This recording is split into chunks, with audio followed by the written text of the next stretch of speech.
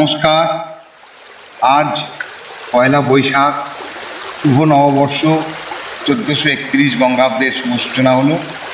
আমার প্রিয় বন্ধুবর মাননীয় জনাব রেজাউল মিদ্দে সাহেবের অনুরোধে একটি কবিতা সূত্র। কবিতাটির নাম নদী।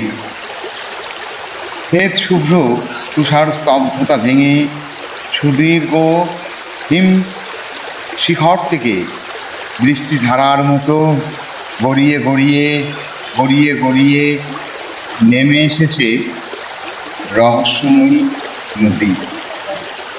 ওহে, কী মতলব আঁটছো এবার? কোন দিকে চাও নদীকে? আর তুমি চাইলেই বা যাবে কেন নদী? ডায়ে কিংবা বাঁয়ে নদী নদী যদি হয়, সে গমন প্রবাহ ছুটবে আপন বেগে আপন ধারায়। ধন্যবাদ।